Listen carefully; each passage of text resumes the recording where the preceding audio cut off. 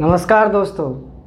आज हम बात करेंगे मनोविज्ञान की जितनी भी पुस्तकें लिखी गई है और उन लेखकों की बात करेंगे जिन्होंने ये पुस्तकें लिखी है। तो बेसिकली क्या है, अपन इन पुस्तकों को रटते हैं और 5-10 दिन बाद ये अपने दिमाग से निकल जाती है और कुछ पढ़ने का कुछ फ़ायदा नहीं होता। तो आज मैंने इन पुस्तकों के लिए एक अपना मेथड निकाला है जिससे हमें पुस्तक का नाम देखते ही राइटर का नाम याद आ जाएगा। जैसे गुरु रंधावा जो सिंगर है वो लड़की की हंसी और ताकने से बता देते हैं कि कुड़ी पंजाब की है या लाहौर की है। इसी तरह हम पुस्तक का नाम पढ़ते ही राइटर का नाम क्लिक कर देंगे कि ये पुस्तक किसने लिखी है। तो बेसिकली हमें इनको जानने के लिए एक तो हमें इन पुस्तकों की थोड़ी थोड़ी हिंदी करनी है।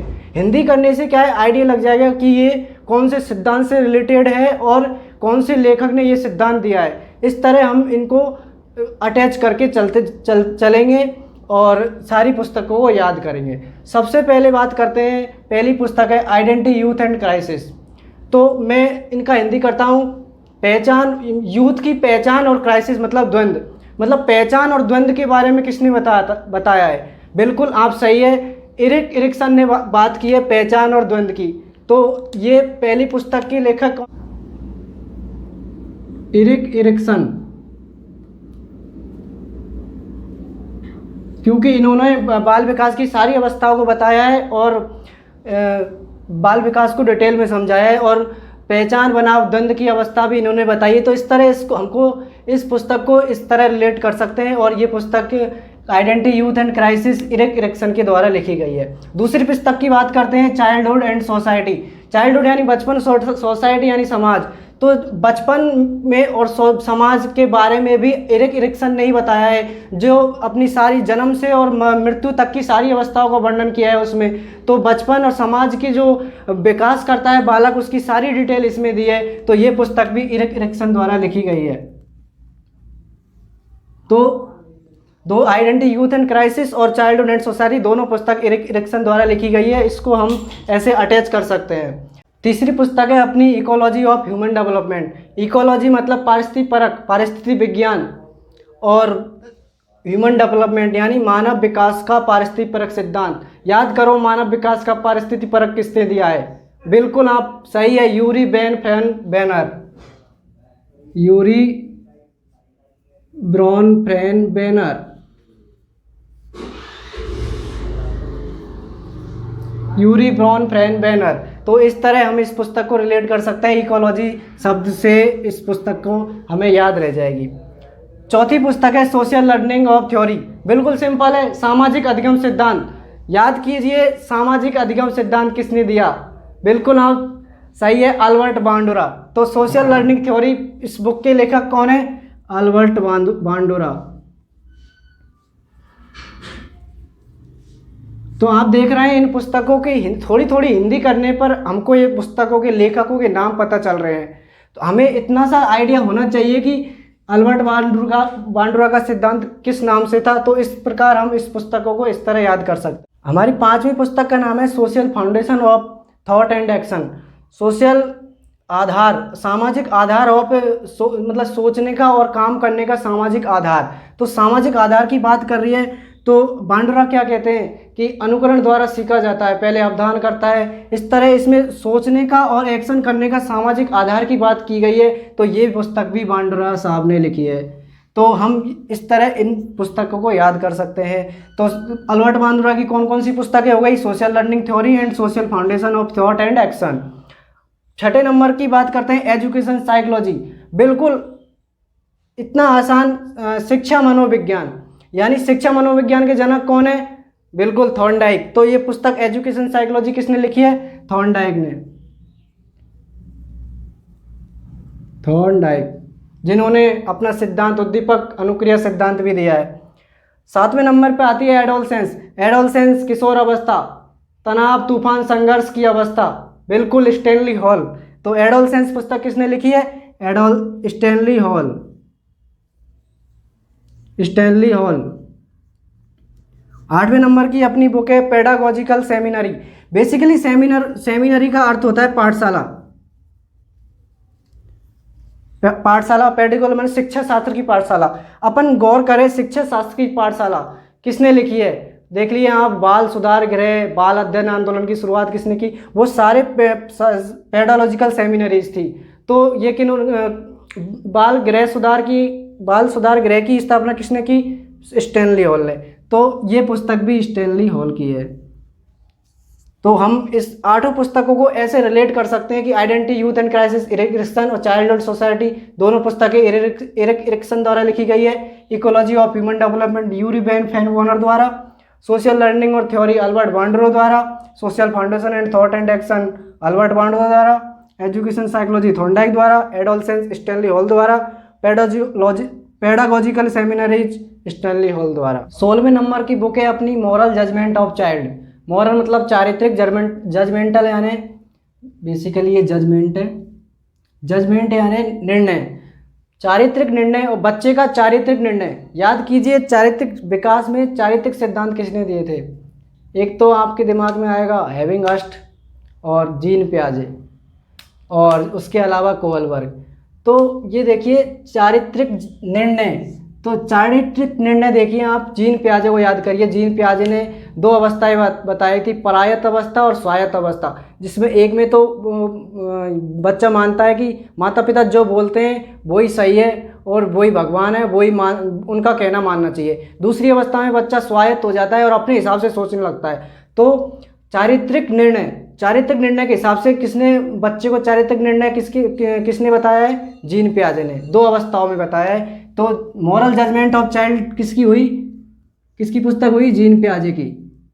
जीन पियाजे जिन्होंने संज्ञानात्मक सिद्धांत दिया है और नैतिक सिद्धांत दिया है। तो moral judgement of child, Jean पियाजे। 17वें नंबर की बुक देखिए, नेचर ऑफ मैन, यानी व्यक्तित्व की प्रकृति।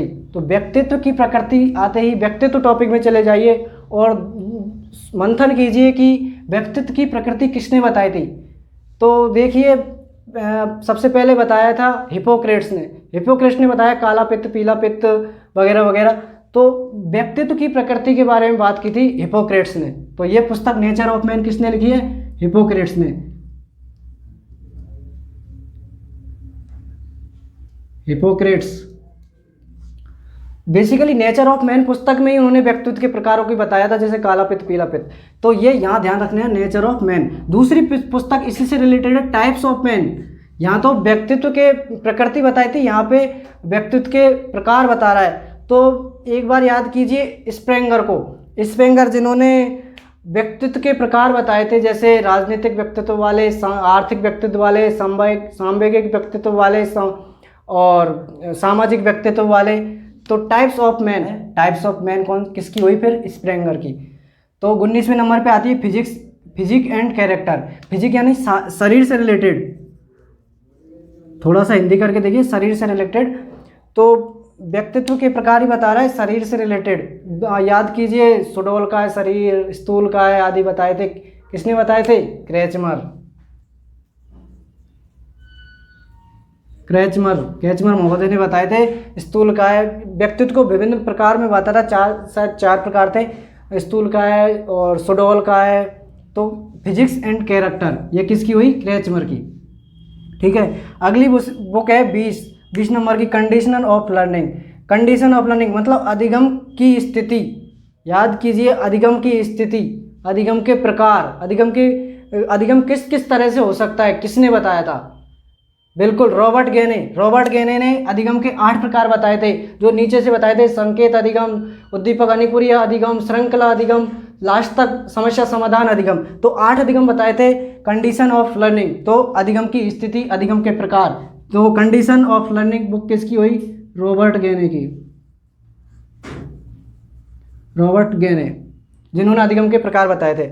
21वें नंबर पे आती है प्रोडक्टिव थिंकिंग का मतलब है तार्किक तरीके से सोचना, यानी अंतर्दृष्टि से सोचना, पूर्ण समग्र आकृति तरीके से सोचना। बिल्कुल आपकी समझ में आ गया प्रोडक्टिव थिंकिंग किसकी हो सकती है। बिल्कुल कोई गेस्टाल्टवादी होगा जिन्होंने प्रोडक्टिव थिंकिंग लिखी है। तो गेस्टाल्टवाद जो सिद्धांत था उसके प्रवर्तक कौन थे? बिल्कुल बर्दिमर। प्रोडक्टिव सोचने का मतलब है तार्किक तरीके से सोचना। ठीक है, तो ये प्रोडक्टिव थिंकिंग किसकी हो गई, बर्दीमर की। अब ये बुक अपन को एक्स्ट्रा याद करनी है, फिनोमिना। बेसिकली फिनोमिना शब्द का अर्थ होता है घटना, तो घटना शब्द ये तो इसको अटैच नहीं कर सकते, इसको बस इसके साथ में याद करनी है कि ये फिनोमिना जो बुक है वो बर्दीमर ने लिखी है।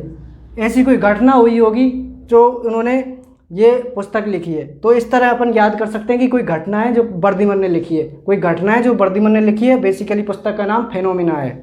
ठीक।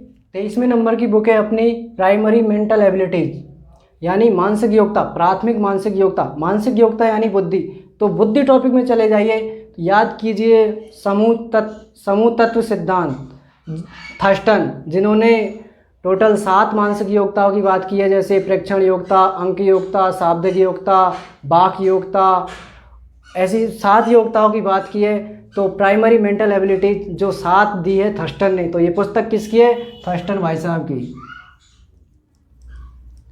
तो बस अपन को करना क्या है, इसमें जो बुक का नाम है उसमें से कुछ शब्द लेने हैं और उसका हिंदी करके देखना है, और वो किस टॉपिक से रिलेटेड है, इस प्रकार अपन को इसे रिलेट करना है, लेखक का नाम पता चल जाएगा। 24वें नंबर की emotional intelligent, by it can better than IQ। Emotional intelligent मतलब सांवेगिक बुद्धि। सांवेगिक बुद्धि में याद कीजिए सबसे पहला संप्रद दिया, उसके बाद जिन्होंने इसका विकास किया, याद कीजिए डेनियल गोलमैन।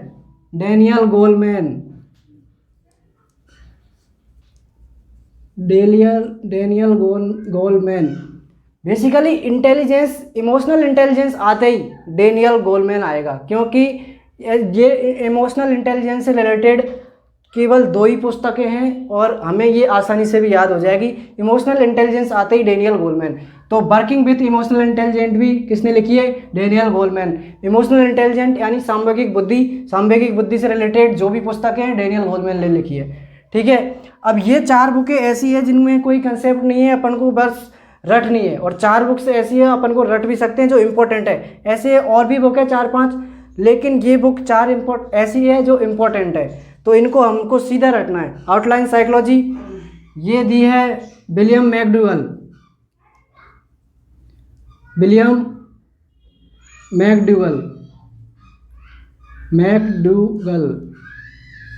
जो मनोविज्ञान की जब परिभाषा दी जा रही थी तो उस टाइम इन्होंने आउटलाइन साइकोलॉजी विलियम मैकडूगल ने प्रकाशित की थी। 27वें नंबर पे साइकोलॉजिया पुस्तक रुडोल्फ गोइकिल के द्वारा लिखी गई है। बेसिकली ये 4-5 बुक है, जैसे 8-10 होगी, लेकिन ये 4 इंपॉर्टेंट है, इसको रटने ही है, बस इनको रटने ही है। रुडोल्फ गोइकिल। तो हमने 25 ऐसी बुक्स पढ़ ली जिनको हम आपस में कनेक्ट कर सकते हैं। बस साइकोलॉजी के जो मनोवैज्ञानिक है उनके बारे में थोड़ा थोड़ा हमें पता होना चाहिए। बाकी ये 4 बुक है, इनको थोड़ा सा ध्यान देने की बात है, और ऐसा नहीं है ये याद नहीं होगी, आराम से याद हो जाएगी, थोड़ा सा गौर करने की बात है। ये 28वीं बुक है एम्पिरिसिज्म, ये दी है जॉन लॉक। तो एम्पिरिसिज्म बुक किसने दी है, जॉन लॉक ने। 29वें नंबर की बुक है अपनी इमाइल पुस्तक के लेखक है रूसो। तो आज हमने ये 29 बुक्स याद की, उनके राइटरों के नाम याद किए। तो बेसिकली मुझे उम्मीद है कि आपको ये सारी बुक्स अच्छी तरह दिमाग में सेट हुई होगी और आगे से आपको इनको रटने की आवश्यकता नहीं पड़ेगी। मिलते हैं अगले वीडियो में। बहुत बहुत धन्यवाद।